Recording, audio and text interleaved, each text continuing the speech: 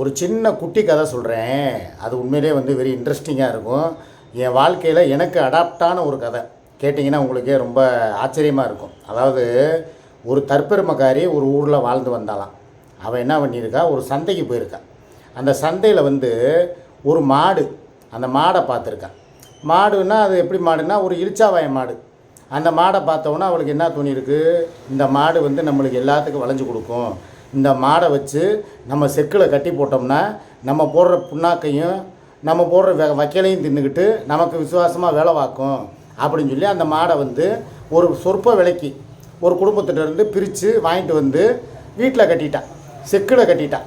செக்கில் கட்டி அந்த செக்கை சுத்த விட்றா. இந்த மாடு தினம் அந்த வைக்கலுக்கும் புண்ணாக்குக்கும் ஆசைப்பட்டு தினம் ஒரே இடத்த சுற்றி சுற்றி சுற்றி சுற்றி அவளுக்கு எண்ணெய் எடுத்து கொடுத்துக்கிட்டே இருந்திருக்கு. இவள் போடுறப்ப எல்லா கடலைக்கும் எல்லா எள்ளுக்கும் எல்லாத்துக்கும் எண்ணெய் எடுத்து கொடுத்து ஒரு காலத்தில் ரொம்ப சோர்ந்து சுருங்கி போச்சு. அதை என்ன பண்ணிட்டா கடைசியில், அது கடைசி வரைக்கும் விடலை. அதை அந்த மாடை குத்தி கோணுசியை வச்சுனா குத்தி ஹொய் ஹொய் ஹொய் ஓடு ஓடு ஓடு ஓடுன்னு விரட்டி விரட்டி விரட்டி விரட்டி வேலை வாங்கி கடைசியில் அது ஓஞ்சு போகிற நேரத்தில் அவள் எகிரிக்கிட்ட அந்த மாடை இனி இது உதவாது அப்படின்னு சொல்லி தினம் அந்த மாட்டை போட்டு கெட்ட வாரத்தில் திட்டுறதும், கம்பை வச்சு அடிக்கிறதும், கோணுசியை வச்சு குத்துறதும் பல இன்னல்களை கொடுத்துருக்கா. அந்த மாடு சரி எப்படியாவது போதும், இவ்வளவு நாள் உனக்கு நான் உழைச்சி கொடுத்துட்டேன், ஏதோ தெரியாதனமாக உங்ககிட்ட சிக்கிட்டேன், எனக்கு கொஞ்சமாவது விடுதலை கொடுன்னு சொல்லி அந்த கண்ணீர் விட்டு அழுதுருக்கு அந்த மாடு.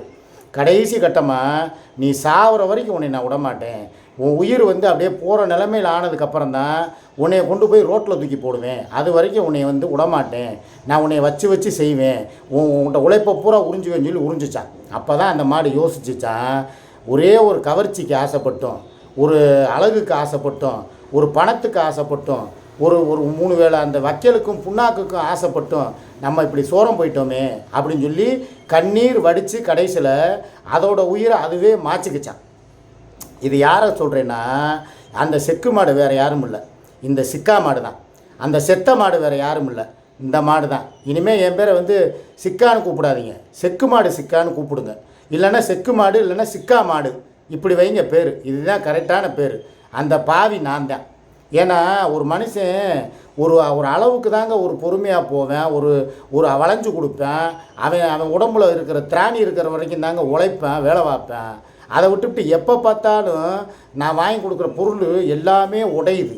என்கிட்ட எனக்கு வைக்க வேண்டிய மரியாதையெல்லாம் கெட்டு போகுது. என் வாழ்க்கையே ஒரு கேள்விக்குறியாகி போய் எதுக்குடா இந்த வாழ்க்கை வாழ்கிறோம் அப்படிங்கிற அளவுக்கு என்னைய ஒரு விரக்தியோட உச்சத்திலேயே கொண்டு போய் தள்ளிட்டான்னு இல்லை, என்னை முடிச்சிட்டானே வச்சுக்கோங்களேன். ஒன்றுமே இல்லை, ஒரு சாதாரண விஷயத்துக்கு என்னை கூட்டு போய் அவன் போனை உடைச்சான். நல்லா கேட்டுக்கோங்க, 40,000 ரூபா ஃபோனு. அவனை கண்டிக்கிறதுக்கு துப்பு இல்லை. நேற்று உடனே கூட்டு போய் என்கிட்ட 50,000 ரூபாய்க்கு புது ஃபோன் வாங்கிட்டான், V70 ஃபோனு, டிவோ போட்டான். அதுக்கப்புறம் பார்த்தா உடஞ்ச ஃபோனுக்கு பதிலாக இன்னொரு ஃபோனை வாங்குறான். அதுக்கப்புறம் பார்த்தா ஜாக்கெட்டு கடைக்கு கூட்டு போகிறான். அதுக்கப்புறம் பார்த்தா கடையில் சோறு, நான் வெஜ்ஜு சாப்பாடு அதை வாங்குறான். அதுக்கப்புறம் என்னென்னமோ வேலை வாங்கி 3 மணிக்கு கொண்டு வீட்டில் சேர்க்குறேன். 3 மணிக்கு சும்மாவா விட்றா, அதையே நீ அந்த ஒரு வேளை சோத்தையும் உருப்படியாக திங்க விடாமல் அதையும் காசாக்குறான். உட்காரு, சோறை தின்னு, குழம்பை ஊற்று, இந்த அவன் மூஞ்சியை காட்ட மாட்டேங்கிறான்.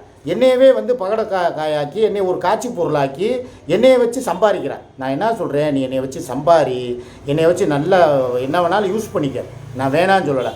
ஆனால் எனக்குன்னு சொல்லி மனசாட்சி இருக்குல்ல, இல்லை எனக்குன்னு சொல்லி உனக்கு மனிதாபிமானமே இல்லையா? ஒரு மனுஷனை எவ்வளவுக்கு எவ்வளவு தான் கேவலப்படுத்துறது, அசிங்கப்படுத்துறது, அவமானப்படுத்துறதுன்னு இல்லையா? இன்றைக்கி ஒரு மசாலா தொழில் வந்துருச்சு, அது ஒரு பெரிய இதெல்லாம் கிடையாது, கம்பு சுற்றுற வேலை கிடையாது. ஏதோ இந்த வலைதளத்தில் இருக்கிறதுனால அதை பார்த்து ஒரு 4 பேர் சரி பணத்தை போடுறாங்க, வாங்குகிறாங்க. ஒரு நிலையான பிஸ்னஸ், அது இன்னும் நிலை ஆகலை, இன்னும் ஸ்டாண்டர்ட் ஆகலை, இப்போ தான் நுழைஞ்சிருக்கா. அதுக்குள்ளேயே பெரிய டான் மாதிரி நான் தான் இனிமேல் பெரிய மசாலா உலகின் ராணி, நான் தான் பெரிய கிங்குன்னு சொல்லி எல்லாத்துக்குமே தோன்றித்தனம். செல்ஃபோன் நம்பர் தனி, பேங்க் அக்கௌண்ட்டு தனி, பேடிஎம் தனி, ஏடிஎம் தனி, எல்லாமே தனி. சரி நல்லபடியாக நீ சம்பாரி, வேணான்னு சொல்லலை. உன் பொழப்பில் நான் மண்ணள்ளி போட விரும்பலை. எனக்குன்னு சொல்லி அதில் ஒரு 10 காசு கேட்டேன், எனக்கு ஒரு ப்ரெசன்டேஷன் கொடுப்பாண்டேன். இல்லை நானே எல்லாத்தையும் வீட்டுக்கே வர வச்சுக்கிறேன், நானே காய போட்டு நானே அரைச்சிக்கிறேன், நானே பாக்கெட்டு போட்டு நானே கொரியர் பண்ணிக்கிறேன்டா. சரி போய் தொலைன்னு விட்டாச்சு. எனக்கு அந்த வருமானத்தை வாங்கி நான் என்ன என் குடும்பத்துக்கு கொடுத்து கோட்டை கட்டவா போகிறேன்? ஒரு மண்ணாங்கட்டியும் கிடையாது. நான் சம்பாதிக்கிற வருமானத்தில் ஒரு பாதியை கொடுத்தாலே என் குடும்பம் பொழைச்சிக்கிறோம். என் குடும்பத்தையும் பொழைக்க விட மாட்டேங்கிறா. எனக்கும் நல்லபடியாக ஒரு நாலு நல்ல வார்த்தையை பேசுவோம், சரி நம்மளுக்கு உழைச்சி கொடுக்குறானே அந்த மனுஷனை பாடா படுத்தக்கூடாதுன்னு நினைக்க மாட்டேங்கிறா. என்னையவும் குடும்பப்படுத்துகிறா, என் குடும்பத்துக்கும் நல்லது கட்டு செய்ய விட மாட்டேங்கிறா. அப்படி என்ன கேட்டுட்டாங்க என் குடும்பம்? வீட்டுக்கு தேவையான பொருள் தானே. இதே வந்து நான் என் குடும்பத்தோடு இருந்திருந்தா இந்நேரம் எத்தனையோ லட்சக்கணக்குக்கு நான் பொருள் வாங்கி கொடுத்துருக்கலாம். மிக்சி வாங்கி கொடுத்துருக்கலாம், கிரைண்டர் வாங்கி கொடுத்துருக்கலாம், எல்லாம் வாங்கி கொடுத்தவன் தான். அதை வச்சு தான் இத்தனை வருஷம் அவங்க ஓட்டிக்கிட்டு இருந்தாங்க. இப்போ ஏதோ அது ரிப்பேர் ஆகி போச்சுங்கிறக்கா நம்ம புதுசாக சில பொருட்களை கேட்கும் பொழுது வேறு யாரும் வாங்கி கொடுக்குறக்கு ஆள் இல்லை. இப்போ உதாரணத்துக்கு ஏசி வாங்கி கொடுத்தது எதுக்காக? ஏன்னா சுமிக்காகவா? அதுக்கு உட்காந்துக்கிட்டு உன் பொண்டாட்டி அவுத்து காட்டுறதுக்கும் அடுத்தவன்ட்ட வந்து திறந்து காட்டுறதுக்கும் தினம் இதையே சொல்கிறேன். ஏசி எல்லாமே அவளுக்கு வந்து நான் சொகுசு பண்ணுறேன், அவள் உனக்காக விசுவாசமாக இருக்கிறா, ஊர் பயில்கிட்ட பூரா அவுத்து காட்டுறான்னு சொல்லி தினம் என்னை சொல்லாலேயே கொள்கிறான். அதை தவிர்த்து பார்த்தா இப்போ கேஸ் சிலிண்டர் தீர்ந்து போச்சுன்னு ஒரு பிரச்சனை ஓடிக்கிட்டு இருக்குது. சரி சிலிண்டர் தீர்ந்து போச்சுங்க, என் வீட்டில் வந்து வாங்கி கொடுக்குறதுக்கு ஆள் கிடையாது. இந்த நேரம் அதை மற்ற நேரம்னா கூட சிலிண்டர்கார்ட்ட சொன்னால் வந்து போட்டு போவார். இப்போ உள்ள டிமாண்டு நேரத்தில் அவங்களுக்கு என்ன செய்கிறது ஏது செய்கிறதுன்னு தெரியாமல் தவிச்சுக்கிட்டு முடிச்சுக்கிட்டு இருக்காங்க. சாப்பாடு கூட செஞ்சு சாப்பிட முடியாமல், ஒரு பால் காய்ச்சி பேரனுக்கு கொடுக்க முடியாமல், ஒரு ஒரு கஞ்சி தண்ணி வச்சு குடிக்க முடியாமல் ரொம்ப கஷ்டப்படுறாங்க. அப்படிங்கும்போது அவங்க யார்கிட்ட சொல்லுவாங்க? என் மைங்க அவளுக்கு விவரமானவங்களா? அவன் பெரியவன், அவன் ஈவெண்ட்டு அது இதுன்னு சொல்லி அங்கிட்டு போயிடுறான். அவன் குடும்பத்தை பார்க்குறதுக்கே அவனுக்கு நேரம் பத்தலை. அவன் பிள்ளைகளை படிக்க வைக்கிறதுலையும் அவன் குடும்பத்தை பார்க்கவும் அவன் போயிட்டான். நான் தான் குடும்பத்தில் வேணால் வீட்டில் இருக்கணும், நான் இல்லை. சின்ன பையன் கொஞ்ச நாள் வேலை இல்லாமல் வீட்டில் இருந்தால் இப்போ அவனும் வேலைக்கு போகிறான். ஆக அவங்களுக்கு அந்த எங்கே போய் சிலிண்டர் வாங்கணும், நான் அனுபவசாலி, எனக்கு தெரியும். இங்கே போனால் சிலிண்டர் கிடைக்கும், சரி இப்போதைக்கு எமர்ஜென்சிக்கு ஒரு இதை வாங்கி கொடுப்போம், ஏதோ ஒன்று முயற்சி பண்ணி நான் செய்வேன். அதையும் செய்ய விட மாட்டேங்கிறான், தடுக்கிறான். எதுக்கு? சிலிண்டர் அவங்க வாங்கி அவங்க வந்து கொடுக்க மாட்டாங்களா தாய்க்கு? நான் கேட்குறேன், உன்னே மாதிரியே எல்லாரையும் நினைக்கிறியா? இப்போ உனக்கு பண்டுவ வேலை பார்க்க, இப்போ இந்த வேலை பார்க்குறதுக்கு, புழுக்க வேலை பார்க்குறதுக்கு நான் இருக்கேன். அதனால் என்னையை வச்சு நீ வந்து ஓட்டிக்கிற, எதனாலும் வந்து நான் வாங்கி தந்துடுவேன். இல்லை உனக்கு அடிமை மாதிரி இருந்தால் நேற்று போனேன், டிரைவர் வேலை தான் பார்த்துருக்கேன். புள்ளி இவக்கிட்ட இவளை கூட்டு போய் ஒவ்வொரு இடமா நிப்பாட்டி இவன் ஒரு செல்ஃபோன் வாங்குற வரைக்கும் அதுக்கு கையெழுத்து போட்டு எல்லாம் முடித்து அதுக்கப்புறம் திருப்பி வந்து டெம்பர் கிளாஸ் ஒட்டி பேனல் கவர் ஒட்டி இன்னொரு செல்ஃபோன் வாங்கி சாப்பாடு கடையில் வாங்கி 3 மணிக்கு நாங்கள் சாப்பிட்டோம். அதையும் வீடியோ எடுத்து போட்டான்னு சொல்லிட்டேன். ஆக இவளுக்கு உனக்கு வேலை பார்க்குறதுக்கு நான் இருக்கேன். உனக்கு இன்னும் காலையிலேருந்து நைட்டு வரைக்கும் நான் எல்லா வேலையும் நான் பார்க்குறேன். எனக்கு நீ என்ன பண்ணிடுற? அதிகபட்சமாக எனக்கு கிடைக்கிறது அந்த 3 வேளை சோறு. அதுலேயே அந்த நைட் நேரம் பாருங்கள், நேற்று பழைய மாவில் இட்லியை சுட்டு கொடுத்து 4 நாள் மாவு அது ஃபுட் பாய்சன் ஆகி வாந்தி வைத்தாலயம் போனால் என்ன ஆகுறது? அதையும் யோசிக்காமல் நான் இப்போ எடுக்கும்போதே சொல்கிறேன், இட்லி கல் மாதிரி இருக்குப்பா. இந்த நேற்று நைட்டு இதுவும் தின்னுட்டு காலையிலேருந்து பப்புவுக்கே லூஸ் மோஷன் போயிடுச்சு 3 தடவை. அப்போ எனக்கு எப்படி இருக்கும்? நல்லா அந்த கல் மாதிரி இட்லியை தின்னதில் எனக்கு நைட்டு பூரா ஜீரணம் ஆகாமல் பெருங்காயத்தூளை போட்டு குடிச்சு அதுக்கப்புறம் சீரக தண்ணி, அதுக்கப்புறம் போய் லைவ் முடித்ததுக்கப்புறம் போய் அந்த மலையோடு போய் ஈனோ வாங்கிட்டு வந்து அதுக்கப்புறம் என்னென்ன வைத்தியம். நல்ல உடம்பா எனக்கு? என் உடம்பு நல்லா இருந்தால் நான் எதுக்கு இது பண்ண போகிறேன்? அப்போ ஒருத்தனுக்கு அந்த 3 வேளை சாப்பாடையுமே பகலில் காலையில் நான் போகும்போதே பொங்கல் இட்லி வடை வாங்கிட்டு போயிடுவேன். எனக்கு மாத்திரமா வாங்கிட்டு போகிறேன்? உனக்கு, உன் பிள்ளைகளுக்கு, உன் குடும்பத்துக்கே வாங்கிட்டு போய் அது அந்த காசு நான் தான் செலவு பண்ணுறேன். சரி போகட்டும் அப்படின்னு விட்டாச்சு. அதுபோல் மத்தியானம் ஒரு நேரம் தான் சோறாக்குற வேலை, அந்த வேலையுமே உருப்படியாக பார்க்குறதில்ல. என்றைக்கே லைவை போட்டுக்கிட்டே சமைக்கிறது, அதுக்கப்புறம் அதை சாப்பிட்றதுக்கு ஒரு வீடியோ எடுக்கிறது. இந்த வாழ்க்கை எனக்கு தேவையா? எவ்வளவு தான் ஒரு மனுஷன் வந்து கஷ்டப்படுவேன், ஒரு அளவு இல்லையா? என் குடும்பத்துக்கு ஒரு சிலிண்டர் வாங்கி கொடுத்தா நான் என்ன குறைஞ்சி போயிடுவேனா? பாவமாக இல்லையா? நீ எப்படி அவங்க என்கிட்ட எக்ஸ்ட்ரா காசு ஒன்றும் கேட்கல. அவங்களுக்கு மாதம் கொடுக்க வேண்டிய ரூபாயிலேருந்து எனக்கு ஒரு அப்பப்போ அத்தியாவசிய தேவைகளுக்கு தான் கேட்குறாங்க. உன்னைய மாதிரி வந்து நகநட்டு வேணுங்கிறாளா சுமி? இல்லை நீ வாங்கின மணிக்கு 7 பவுனுக்கும் 5 பவுனுக்கும் கையில் காதில் மூக்குலையெல்லாம் வாங்கி போட்டுக்கிட்டு மினிக்கிட்டு திரியிறாளா? ஏதோ ஒருத்தவங்க அந்த அன்றைக்கி செஞ்சாங்க அந்த மரியாப்பில், அந்த காசை வச்சு மேற்கொண்டு கொஞ்சம் நான் போட்டு அந்த பிளாட்டினத்தை டைமண்டை கொடுத்துட்டு ஒரு என்னுடைய புத்திசாலித்தனத்துக்கு ஒரு நகையாக மாற்றி கழுத்தில் போட்டு விட்டுட்டேன். என்னால் முடிஞ்சது அதை தான் நான் பண்ண முடிஞ்சு. இல்லை உனக்கு மாதிரி அவளுக்கு தங்கத்துலேயும் வைரத்துலேயும் ஏதாவது வாங்கி பூட்டுறேன்னா, இல்லை உன்னைய மாதிரி அவளுக்கு வந்து வேறு ஏதாவது என்ன சொல்ல முடியாத விஷயங்கள்லாம் நிறையா இருக்குது நான் செஞ்சுக்கிட்டு இருக்கேன்னா. அதே மாதிரிங்க ஒருத்தன் தலையில் எவ்வளோ பாரத்தை தான் ஏற்றுறது? கொஞ்சம் நல்லா யோசிச்சு பாருங்கள். மாதம் நான் எத்தனை இஎம்ஐ கட்டுறேன் தெரியுமா? ஃப்ரிட்ஜுக்கு இஎம்ஐ, வாஷிங் மிஷினுக்கு, காருக்கு, 2 வீலருக்கு, இப்போ இனிமேல் எடுக்க போகிற இன்னொரு 2 வீலருக்கு, அது போக செல்ஃபோன் 2 செல்ஃபோன். என் மையன்ட்ட வாங்கின செல்ஃபோனுக்கு ஒரு பணம் 5000 கொடுக்குறேன். இப்போ இவ வாங்கின செல்ஃபோனுக்கு பணம். இல்லை ஒரு மனுஷன் எவ்வளோ தான் தாங்குவேன்? இது போக ஏலச்சீட்டு காசு, அப்புறம் நகைச்சீட்டு காசு, அப்புறம் என்ன ஏகப்பட்ட காசு நான் கொடுத்து இப்போ சொல்கிறேன். என் கையில் இன்றைக்கி தேதி 5/6 ஆகுது, என் கையில் வெறும் 5000 ரூபா இருக்குது. இதை வச்சு நான் என்ன இந்த மாதம் 24ஆம் தேதி வரைக்கும் நான் எப்படி ஓட்டுவேன்? உடனே வந்துடுவாங்க. இந்த மாமா வந்து கஷ்டத்தை சொல்லி ஆன்லைனில் பிச்சை எடுக்க ஆரம்பிச்சிட்டாரும்பாங்க. எனக்கு யாரும் பிச்சை போடவும் வேணாம், என்னை பற்றி யோசிக்கவே வேணாம். என் நிலைமையை சொல்லி நான் வந்து வருத்தப்படுறேனே தவிர யாருக்கிட்டே காசுக்காக நான் பேசலை. என் நிலைமையை நான் சொல்கிறேன். இன்றைக்கி என் நிலைமை இப்படி இருக்குது. ஆனால் இவளுடைய வருமானத்தில் என்ன பண்ணுறா, ஏது பண்ணுறா, யாருக்கு கொடுக்குறா, அன்னைங்களுக்கு கொடுக்குறாளா, அம்மாவுக்கு கொடுக்குறாளா, புருஷனுக்கு கொடுக்குறாளா, எதுவும் நான் கேட்குறதில்ல. இந்தா இப்போ அடுத்து ஸ்கூலுக்கும் காலேஜுக்கு ஃபீஸு கட்டணும். இப்போ அடுத்து பாருங்களேன், இப்போ என் தலையை தான் போட்டு உருட்டுவான் இவகிட்ட. இருக்கிற நான் என்ன சொல்கிறேன், எல்லா வகையிலையும் உனக்கு நான் நல்லவனாக தான் நான் நடத்துக்கிட்டு இருக்கேன். என்னால் உனக்கு ஏதாவது ஒரு பாதிப்பு இருக்கா? என் குடும்பத்துக்கு அப்பப்போ சில வேலைகள், சில தேவைகள், அதை செய்கிறது என் கடமை. அதை செய்கிறதுக்கு நீ ஏன் இவ்வளோ தூரம் கரிச்சு கொட்டுற? ஏதாவது ஒன்று செஞ்சுட்டா ஏங்க ஒரு ஃபோனு பேச விட மாட்டேங்கிறாங்க. நேற்று ஒன்றுமே இல்லைங்க, வெக்கத்தை விட்டு சொல்கிறேங்க. ஒரு செல்ஃபோன் கடையில் உட்காந்து நாங்கள் அந்த சென்னை மொபைல் பார்த்துக்கிட்டு இருக்கோம். சுமி என்னையே கூப்பிடுது, நான் எடுக்கலை.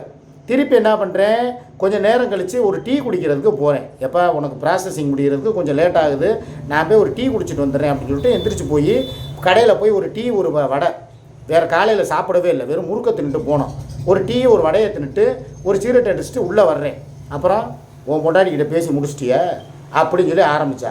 இவளுக்கு கவனம் எங்கே இருக்குது பாருங்கள்.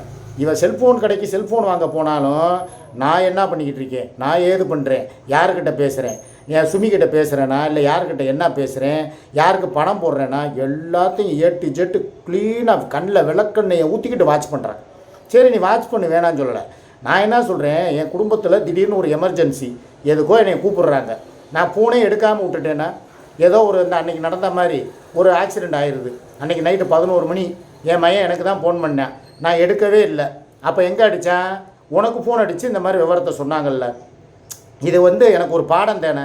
சரி நாளைக்கு இதே மாதிரி ஏதோ ஒரு நல்லது கெட்டது என்னை கூப்பிட்றாங்க, எங்கள் வீட்டுக்கே ஒரு கெஸ்ட்டு வந்திருக்காங்க, நல்லதே நினைப்போம். ஒரு கல்யாண பத்திரிக்கை வைக்கிறதுக்கோ, இல்லை வேறு ஏதோ ஒரு விசேஷத்துக்கு சொல்கிறதுக்கோ, இல்லை ஒரு எமர்ஜென்சியாக ஒரு நியூஸ் சொல்கிறதுக்கோ, என் குடும்பத்திட்ட வந்து எங்கப்பா அவங்க மாப்பிள்ளை, அவர்கிட்ட வந்து சில விஷயங்கள் தெரியாது. நாங்கள் வலைதளத்தில் இருந்தாலும் இன்னும் எங்கள் விஷயங்கள்லாம் நாங்கள் பிரிஞ்சது தெரியாமல் எவ்வளவோ சொந்தக்காரவங்கலாம் இருக்காங்க. என் அம்மா வழியிலையும் சரி, அப்பா வழியிலையும் சரி. அப்படி உள்ளவங்க வந்து ஒரு வார்த்தை, எங்கப்பா அவங்க மாப்பிள்ளை, வீட்டுக்காரர் எங்கம்மா, சிக்கா எங்கே இருக்கிறாரு, சிக்கந்தர் அப்படின்னு சொல்லி கேட்டால், சுமி எனக்கு ஃபோன் பண்ணும்போது நான் எடுக்கலைன்னா அது எப்படி இருக்கும்? ஒரு நல்லது கெட்டதை யோசிக்கணும்ல, ஒரு எமர்ஜென்சினா ஃபோன் எடுக்கணும்ல. இது என்ன குலக்குத்தமா? நான் உன் கூட வந்தேன் இருக்கிறேன், எனக்குன்னு சொல்லி ஒரு சில விஷயங்கள், ஒரு சுதந்திரத்துக்கு எனக்கு ஃப்ரீடம் வேணாமா? அப்போ நான் அந்த மாதிரி நேரத்தில் ஒரு எமர்ஜென்சி ஏதோ ஒன்று, இந்த நேற்று ஃபோன் அடித்தாங்க சுமி, என்னான்னு கேட்டேன். சிலிண்டர் தீர்ந்து போய் இப்போ 5 நாள் ஆச்சுங்க, நாங்கள் 10 நாள் ஆச்சுங்க, இன்ன வரைக்கும் நாங்கள் எதுவும் சமைச்சு சாப்பிடல. உங்கள் பேரே வந்தால் நல்லது கெட்டது ஏதாவது செஞ்சு கொடுக்குறதுக்கு, ஒரு சூப் வச்சு கொடுக்கவோ, இல்லை ஒரு பயிர் வேக வச்சு கொடுக்கவோ, ஏதோ ஒன்று செய்கிறதுக்கு எனக்கு வாய்ப்பு இல்லாமல் இருக்குங்கன்னு சொல்லி அவங்க கண்ணீர் விட்டு அழுதாங்க. இப்போ இதுக்கு கூட சுதந்திரம் இல்லையா? இல்லை வேறு ஏதாவது அத்தியாவசிய தேவை இல்லாமல் நான் உன்னைய மாதிரி பொண்ணும் பொருளும் வாங்கி என் பொண்டாட்டிக்கு பூட்டி விட்டுக்கிட்டு இருக்கேனா? இல்லை இல்லை, அவள் பாட்டுக்கு வேலையை பார்த்துட்டு ஏதோ உனக்கு இடைஞ்சல் இல்லாமல் இருக்கால்ல. நீ அவளை வந்து இந்த சுகையிலுக்கு அதை பண்ணுறா, இதை பண்ணுறா, அவள் என்னவனே மன்னவனே தென்னவனேங்கிறா, பூச்சி குட்டிக்கிறா, இப்படிலாம் சொன்னால் இதை சொல்லி சொல்லி உசுப்பேற்றுறதுனால உனக்கு என்ன லாபம்? அவள் அந்த மாதிரி இருக்கிற வரைக்கும் தான் உனக்கு லாபம். அதை நீ புரிஞ்சுக்கிறணும். அவள் கண்ணு முழிச்சிட்டான்னா நீ செத்த, அதுக்கப்புறம் உனக்கு இங்கே வேலை கிடையாது. நீ உன்னை அவள் ஒருத்திக்கு தான் இந்த ஊரில் வந்து உன்னை விரட்டி விடுறதுக்கு ஒரே ஒரு வாய்ப்பு. நீ நினைக்கிற அவனால் எதுவும் பண்ண முடியாதுன்னு நீ நினச்சிக்கிட்டு இருக்க. ஆனால் அவன் நினச்சா எல்லாமே பண்ண முடியும். ஆனால் எனக்காக அவள் எல்லாத்தையுமே வேணான்ட்டு, சரி நம்ம புருஷனுடைய தேவை அவருக்காக அவள் இருந்துக்கிட்டு இருக்கா, அதனால் அவர் பாட்டுக்கு அவருடைய சந்தோஷத்துக்காக வாழ்ந்துட்டு போட்டுன்னு சொல்லி ஒதுங்கி இருக்கிற வரைக்கும் தான் உனக்கு லாபம். சும்மா போட்டுக்கிட்டு தானம் கொடுத்த மாட்டை பல்ல பிடிச்சி பார்த்துக்கிட்டே இருந்தேன்னா ஒரு நாளைக்கு அது உதச்சிச்சின்னா ஒன்றும் பண்ண முடியாது. ஒரு அளவுக்கு போ. சில தேவைகள் வந்து வீட்டுக்கு வந்து தேவைப்படும் பொழுது அதை செய்கிறதுக்கு அனுமதி கொடுக்கணும். அனுமதி வந்து உங்கள்கிட்ட கேட்டு தான் அதை செய்யணுங்கிற நிலைமையில் நான் கிடையாது. ஏன் உன்னை மீறி என்னால் செய்ய முடியாதா? ஆனால் செஞ்சதுக்கப்புறம் நீ படுத்துகிற கொடுமைகள் இருக்குது பற்றியா, அதை தான் என்னால் தாங்க முடியல. இந்த எனக்கு ஏற்பட்ட காயம் இன்னும் ஆறலை, ஒரு நாளில் கிழிச்சு விட்டு போயிட்டா. இங்கே தினம் இதை நான் பார்த்து நான் ஏன் வந்து அங்கலாயிறேன். என்னடா நம்ம குடும்பத்துக்கு நம்ம காசை செலவு பண்ணி ஒரு நல்லது கெட்டது வாங்கி கொடுக்க முடியலை, ஒரு அத்தியாவசிய தேவைக்கு வீட்டு உபயோக பொருளை வாங்கி கொடுக்க முடியலை, உடனே இப்படி வந்துக்கிட்டு கை கலப்பாகுது, பஞ்சாயத்து ஆகுது அப்படின்னு சொல்லி எனக்கு மனசுக்குள்ளேயே நான் விம்மி சாவுறேன். உண்மை அதுதான். என்ன அவன் வந்து பொண்டாட்டி ஸ்தானத்தில் வப்பாட்டியை வச்சுக்கிட்டு வப்பாட்டி ஸ்தானத்தில் பொண்டாட்டியை வச்சு எவனாவது ஊர்வலத்தில் வேடிக்கை பார்ப்பானா? என் நிலைமை அப்படி இருக்குது. என் தலையில் ஆண்டவன் அப்படி எழுதிட்டான் போல். எங்கேயோ இருந்து வந்தவ அப்படியே அமைதிப்பட சத்யராஜ் மாதிரி அப்படியே நுனி சீட்டில் உட்காந்தா, நேரம் ஆக ஆக ராஜராஜ சோழன் 10,000 வாக்குகள் முன்னிலைன்னா பின்னால் நகழ்வார். அதை மாதிரி இவ கொஞ்சம் கொஞ்சமாக அப்படியே என்னுடைய வீக் பாயிண்ட்டை பயன்படுத்தி அப்படியே வந்து இருக்க இடம் கொடுத்தா படுக்க பாயை கட்டி வீட்டுக்குள்ளே பட்டறையை போட்டேன். சரி ரைட்டு போய் தொலைன்னு விட்டாச்சு. கடைசி நேரத்தில் மணிவண்ணை நிலைமையோட மோசமான நிலைமையில் நான் போய் நிற்பேன் போலையே. நீ அல்வா கொடுக்குறதுல 1 நம்பர்னு உலகத்துக்கே தெரியும். நீ அம்மாவாசையிலையும் ஒரு கேடுகட்ட அம்மாவாசை. ஆனால் எனக்கே கொடுத்தப்பாரு அல்வா, என் குடும்பத்துக்கு அல்வாவை கொடுத்துட்டு இப்போ எனக்கும் கொடுத்துக்கிட்டு இருக்காப்பாரு. இதை தான் என்னால் ஜீரணிக்க முடியலை. சரி போய் தொலையட்டும், அவன் குடும்பத்துக்கு ஏதோ ஒன்று பண்ணிட்டு போகிறேன், ஏதோ தேவைகளுக்கு தானே செய்கிறேன். நம்ம கூட தானே 24 மணி நேரமும் கிடக்கிறேன். அடி வாங்கினாலும் மிதி வாங்கினாலும் நம்மளை விட்டு போகிறானா. இந்த 10ஆம் தேதி போகணும். இது யாரால் வந்த பிரச்சனை? எனக்கு அந்த அம்மாவுக்கு ஏதாவது பஞ்சாயத்து இருக்கா? என்னால் எனக்கு இதில் என்னங்க இருக்குது? இதில் ஏதாவது தொடர்பு இருக்கா? நீங்கள் சொல்லுங்கங்க. இது வரைக்கும் நடந்த பிரச்சனைகளுக்கு எல்லாமே மூல காரணம் யாருங்க? இவனால தான் ஏற்கனவே 2 தடவை நான் போயிட்டு வந்தேன். இவளுக்கு நோட்டீஸ் வந்ததுனால தானே எனக்கும் சேர்ந்து வந்திருக்கு. இல்லை இவ தனியாக இவளுக்கு மாத்திரம் நோட்டீஸ் வந்தானாப்பில் இவன் மாத்திரமா போகிறா. அப்பையும் நான் தானே கூட போகணும். ஆக எல்லா வகையிலையும் இவ பேசின பேச்சுக்கு தான் நான் கெட்ட பேர் ஆகி போய் இன்றைக்கி இப்படி உட்காந்துருக்கேன். இந்த 10ஆம் தேதி இப்போ நான் தான் போகணும். அன்றைக்கி எனக்கு போடுற அன்றைக்கி ஒரு 10-15,000 ரூபா எனக்கும் செலவு இருக்குது. கொஞ்சம் யோசிச்சு பார்க்கணும். சம்பாதிக்கிற காசை பூரா ஏற்கனவே கோர்ட்டுக்கு கேஸுக்கு வழக்கு வக்கீல் வாய்தான்னு தான் போய்கிட்டு இருக்குது. இதில் புதுசாக அடுத்து பிரச்சனை உருவாகாமல் இருந்தால் தான் நானும் ஏதோ ஒன்று காலாகாலத்தில் இவளுக்கு செய்ய வேண்டியதை செஞ்சுட்டு என் குடும்பத்தோட போய் என் ஜோதியில் ஐக்கியமாகலாம். அதை விட்டுவிட்டு சும்மா உட்காந்துக்கிட்டு இவளுக்கே பண்டுவம் பார்த்துக்கிட்டு இவ கூடயே அடியே வாங்கி மிதியை வாங்கி இவ இழுத்துக்கிற பிரச்சனைகளுக்கு பூரா நான் கூட போய் எல்லாம் என் வாழ்க்கையை பார்த்தீங்களா எவ்வளோ கேவலமாக போய்கிட்டு இருக்குன்னு. நான் என்ன சொல்கிறேன், நான் கேவலப்பட்டது பட்டுட்டேன், அசிங்கப்பட்டது பட்டுட்டேன், அவமானப்பட்டதும் பட்டுட்டேன். எனக்கு என்னன்னா இப்போ என் வாழ்க்கையில் என் குடும்பத்துக்கு ஏதாவது ஒரு சின்ன சின்ன தேவைகள் இருக்கா, அதை செய்ய விடு. அதோடு அதை செஞ்சுட்டேன்னா அதுக்கப்புறம் நான் பாட்டுக்கு நிம்மதியாக இருப்பேன். எவ்வளவோ சம்பாதிக்கிற காசில் சரி சில விஷயங்களுக்கு இருந்தாங்க கொடுத்தா எனக்கு ஒரு மன நிம்மதி. சரி ரைட்டு, நம்ம குடும்பத்துக்கு சம்பாதிக்கிறதுல ஒரு 10% நம்ம செலவு பண்ணுறோமே, நம்ம பேரன் சாப்பிட்றானே, நம்ம பிள்ளைய சாப்பிடுதேங்கிற ஒரு ஆனந்தத்தோடு எனக்கே நாளப்பின ஏதாவது ஒன்றுனா கூட நான் மண்டையை போட்டாலும் எனக்கு பிரச்சனை இல்லை. சும்மா உட்காந்துக்கிட்டு எல்லாத்தையும் பிடிங்கிற ஏதாவது ஒன்று என் குடும்பத்துக்குன்னு நீ கொடுக்காட்டினாலும் வேறு யாருக்கிட்டையாவது வாங்கி கொடுத்தாலும் சண்டை போடுற. கொடுக்குற காசை பூரா வாங்கி உன் கவட்டக்குள்ளேயே நீ போட்டேன்னா என் குடும்பத்தை யார் பார்ப்பா? அது நடுத்தருவில் தான் நிற்கிது. என் பிள்ளைகளுக்கு அவ்வளோ சுதாரிப்பில்லை. நான் தான் வேலை ஏதோ ஒன்று பார்க்குறதுல கொடுக்கணும்னா அதுக்கு வழியை விடு. அதை விட்டுவிட்டு சும்மா எல்லாத்துக்கும் டார்ச்சர் பண்ணி என்னை இம்சையை கொடுத்துட்டு நீ காலில் கூட தான் தோன்றித்தனமாக நடந்து ஒரு சின்ன விஷயம் இதோட முடிச்சுக்கிறேன். பேடிஎம் நேற்று தாங்க புது செல்லு வாங்கியிருக்கா. வாங்கின செல்லில் ஓப்பன் பண்ணால் எப்போயுமே எல்லாருக்கும் சொல்கிறேன் தெரிஞ்சுக்கங்க. ஒரு புது பேடிஎம்மும் ஒரு செல்லில் போய் நீங்கள் ஓடிபியை போட்டு நீங்கள் எடுத்து யாருக்காவது பணம் அனுப்பணும்னா 5,000 ரூபாய்க்கு மேலே பணம் போகாது. நீங்கள் வேணால் செக் பண்ணி பாருங்கள். ஏன்னா அதுக்கு ஒரு 24 ஹவர்ஸோ 48 ஹவர்ஸோ டைம் கேட்பாங்க. ஏன்னா செல்லு டு செல்லு மாற்றும் பொழுது காலையில் சொல்கிறேன் இருப்பா அமைதியாரு, நான் ஒன்றுமே சொல்லலை. நீ புதுசாக டக்குன்னு பேடிஎம்லேருந்து இப்போ நீ இந்த செல்லில் போடணும்னு நினச்சா முடியாதுப்பாண்ணா. காலையிலே அவசரமாக பேசுகிற உன் வாயில் விழுந்துருச்சுல, இன்றைக்கி வாய் விளங்கினாமா இருக்கேன் அப்படின்னு சொல்லிட்டு பக்கத்தில் இருந்த செல்ஃபோன் ஸ்டாண்டு இந்த மாதிரி ஸ்டாண்டு இருக்குன்னு தெரியுமா, இந்த ஸ்டாண்டில் இதை பிடிச்சி ஒரு இழுப்பு தள்ளி விட்டதில் இந்த பீஸ் உடஞ்சி வச்சு. நேற்று தான் போய் 2 புது பீஸு வாங்கிட்டு வந்து அந்த ஏற்கனவே இது பண்ணி உடச்சி போட்டதுனால புதுசு வாங்கிட்டு வந்து நேற்று தான் கொடுத்துருக்கேன். டெம்பர் கிளாஸு, பேக்கில் வந்து அந்த ஸ்டிக்கரு, அதுக்கப்புறம் 2 இது எல்லாம் வாங்கிட்டு வந்து கொடுத்துருக்கேன். வாங்கின 2ல் ஒன்றை உடச்சி விட்டேன். இல்லை குடும்பத்துக்கே இப்படி தான் வந்து உங்களுக்கு முன்கோபம் இப்படி தான் வருமா? உன்னை எப்படி நீ எப்படி இருக்கியா அது மாதிரி தான் உன் பிள்ளை இருக்கேன். அசால்ட்டாக ஒரு செல்லை போட்டு 40,000 ரூபா ஃபோன் அடித்து செவத்தில் அடித்து உடச்சி போட்டுட்டேன். அவனை ஒரு 2 நாளாவது காய போடுறிய? அதை நான் சொல்கிறேன். அவனுக்கு அந்த வெறி ஊறி போய் கிடக்கு. இந்த கேம் விளாண்டு இப்படி இருக்கானா ஒரு நாள் கூட அவனை அந்த கேம் விளாடாமல் இருக்க விடுறியா? அவனுக்கு எப்போ புத்தி வரும்? ஒரு மனுஷனுக்கு ஒரு பொருள் இல்லைனா தான் அந்த அருமை தெரிஞ்சு ஐயோ அந்த பொருள் நம்ம கையில் இருந்துச்சு இன்றைக்கி உடஞ்சி போயிருச்சு நம்மளுக்கு இப்படி இல்லாமல் போச்சேன்னு சொல்லி அந்த வருத்தத்தை அவனுக்கு தெரியும். வருத்தத்தை அவனை உணர வைக்கணும். இப்போ எங்கள் அப்பா இருக்கிறாரு, என்கிட்ட நான் ஒரு பொருளை வாங்கி கொடுக்குறாரு, அதை பத்திரப்படுத்தலை, நான் அதை தொலைச்சிட்டேன் அப்படின்னா எங்கள் அப்பா எனக்கு வாங்கியே தரமாட்டார். நான் அதை யோசிச்சுக்கிட்டே இருப்பேன், ஏன்டா தொலைச்சோம் அப்படின்னு சொல்லி யோசிக்கிற அளவுக்கு அதை அதுக்காகவே உணர வைப்பார் எங்கள் அப்பா. உனக்கு அந்த பொருளோட அருமை தெரியணும்னா அது இல்லாமல் நீ இருக்கணும் அப்படின்றது எங்கள் அப்பா மாத்திரம் இல்லை, நாட்டில் பல பேர் வீட்லேயும் இதான் நடக்குது. ஒரு பொருளோட அருமையை வந்து ஒரு ஆளுக்கு தெரிகிற வரைக்கும் கஷ்டத்தை நம்ம காட்டணும், ஒரு குடும்ப சூழ்நிலையை காட்டணும். உனக்கு ஈஸியாக வருமானம் வருதுங்கிறதுக்காக அவனுக்கு கையில் கொடுத்து கண்ட மணிக்கு உடச்சி போட்டவனா அடுத்த நிமிஷமே நீ வாங்கி கொடுத்தோன்னா அவன் என்ன பண்ணுவேன்? இன்றைக்கி என்ன அதை உடச்சா அந்த வாங்கி கொடுத்துட்டாங்க, இதையும் தூக்கி போட்டு உடச்சா வாங்கி கொடுப்பாங்க. நம்ம அம்மா அப்படி நம்மளை வளர்த்துக்கிட்டு இருக்கு அப்படின்னு சொல்லி அவனுக்கு கொஞ்சமாவது பயம் இருக்குமா, கொஞ்சமாவது பொறுமை இருக்குமா? இப்படி வந்து அவன் குலவெறியோடு திரிவானா? காரணம் யார்? நீ தான் அவனை அப்படி வளர்க்குற. நான் ஆரம்பத்துலேருந்தே சொல்கிறேன். அது ரூமுக்குள்ளே உட்காந்துக்கிட்டு அவங்க கத்து மாத்தா என்னடா பண்ணுற நீ, அடிடா அவனை, மிதிடா அவனை, போடுறா அவனை அப்படின்னு சொல்லி கத்துறாங்க. ப்ரோ ப்ரோ ப்ரோ ப்ரோங்கிறாங்க. என்னடா ப்ரோ ப்ரோ ப்ரோன்னா பூரா கத்தி கதறிக்கிட்டு இருக்காங்க. ஒரு ரூமுக்குள்ளே போட்டு அடைச்சிட்டு உனக்கு அந்த வாழ்க்கை எதுக்கு உனக்கு தேவையா? கேட்டால் நடு வீட்டில் வந்து உட்காந்துக்கிட்டு டிவியை போடுறாங்கிற. பிள்ளைகளாக இருந்தால் டிவியை பார்க்கட்டும்.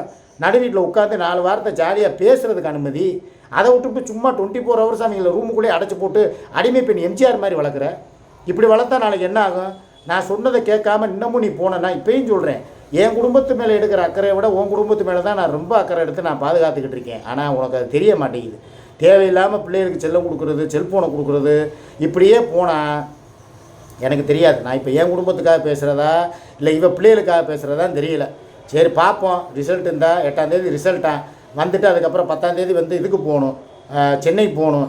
அதுக்கப்புறம் அடுத்தடுத்து எனக்கு என்ன என் வாழ்க்கை பாருங்கள் இப்படியே போய்கிட்டு இருக்குது. ஒரு வேலைக்காரனை விட கேவலமாக. நீங்கள் நான் சொன்னதான் இப்பயும் சொல்கிறேன், நான் ஒரு செக்கு மாடு சிக்கா. பார்த்துக்குருவோம் எதாக இருந்தாலும். பாய்.